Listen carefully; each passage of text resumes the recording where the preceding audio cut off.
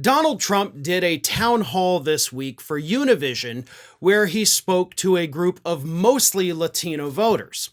And it did not go well at all for Donald Trump. At one point, a man stood up, proclaimed that he was a former Republican, but he had grown disgusted with what the Republican Party became following the Capitol riot.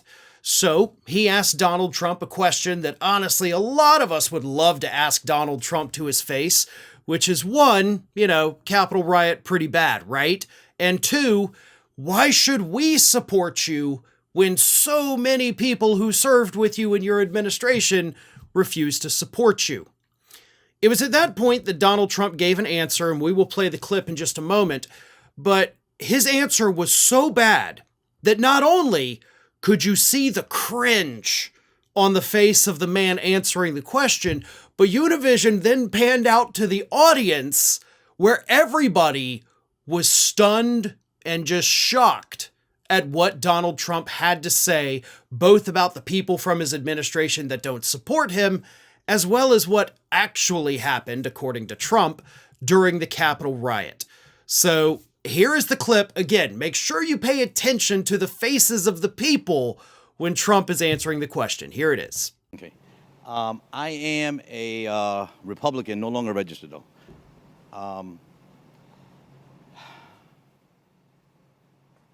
I want to give you the opportunity to try to win back my vote. Okay. Your, let me say, action and maybe inaction during your presidency and the last few years sort of, was a little disturbing to me. What happened during January 6th and the fact that, you waited so long to take action while your supporters were attacking the Capitol. Coronavirus, I thought the public was misled during coronavirus, and that many more lives could have been saved if we would have been informed better. And also people in your administration who don't support you. I'm curious how people so close to you and your administration no longer want to support you, so why would I want to support you? If you would answer these questions for me, I would really appreciate it and give you the opportunity. Your own vice president doesn't want to support you now. Thank you, Ramiro. So the people that don't support, a very small portion, we have a tremendous, about 97% of the people in the administration support me. But because it's me, somebody doesn't support, they get a little publicity. The vice president, I disagree with him on what he did. I totally disagreed with him on what he did. Very importantly, you had hundreds of thousands of people come to Washington. They didn't come because of me. They came because of the election. They thought the election was a rigged election, and that's why they came. Some of those people went down to the Capitol. I said peacefully and patriotically, nothing done wrong at all, nothing done wrong. And action was taken, strong action. Ashley Babbitt was killed. Nobody was killed. There were no guns down there. We didn't have guns. The others had guns, but we didn't have guns. And when I say we, these are people that walked down. This was a tiny percentage of the overall, which nobody sees and nobody shows. But that was a day of love from the standpoint of the millions. It's like hundreds of thousands. It could have been the largest group I've ever spoken before. So those faces show us a mixture of shock, contempt, anger, disgust. Just runs the gamut of bad emotions, including, as I said, on the guy that asked the question in the first place. He was trying to get Trump to convince him to support him. That was basically the gist of what he's asking. Tell me why I should support you. And instead, the guy's face was, nope, not gonna do it. You had the opportunity to win over this voter, and you couldn't do it. But let's get to the heart of what Donald Trump said there, right? January 6th, the day of the Capitol riot, was a day of love. That's really all it was. Those people were storming the Capitol and stealing stuff out of Nancy Pelosi's office. The one guy who walked out with the speaker's lectern waving at the camera, that was love, right? These weren't criminals. The guy jumping over the seats with the whole thing of zip ties on his belt, those were zip ties of love. you know, that's what you do when you love somebody. No, this was a day of violence that resulted in multiple people dying, not just Ashley Babbitt, like Donald Trump said. And of course, it is funny that Donald Trump brings up Ashley Babbitt, because not that long ago, when he was talking about January 6th, he said nobody died.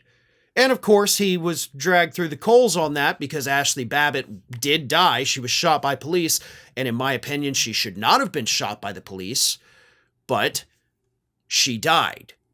And he had said a couple weeks ago, nobody died. So, you know, he had to kind of fix that. But the other thing is the we, right? Because that's what everybody on social media was talking about for the last day and a half. Thursday morning, Morning Joe came out talking about, he said we, when he was talking about the Capitol rioters. And one of the hosts said, you know, he said we were there peacefully. They had guns. They were Capitol police officers. That shows you Donald Trump's framing of January 6th.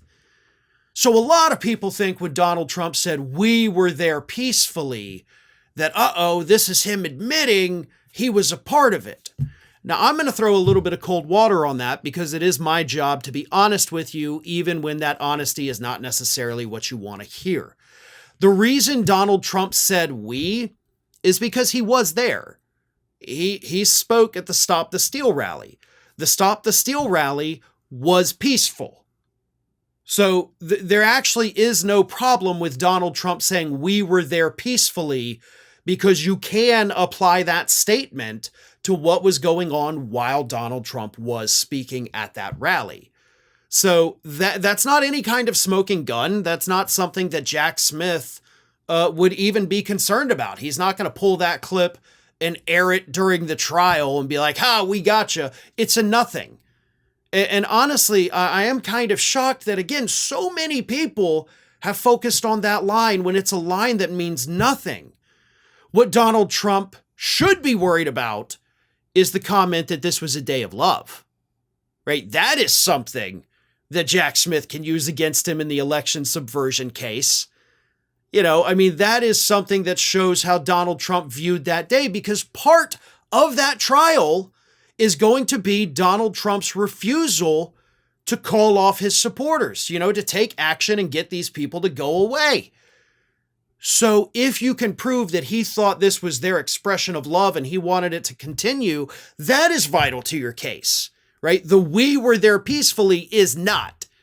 So everybody kind of focused on the wrong part of that when you should have been focused on the day of love, because it was a day of hate.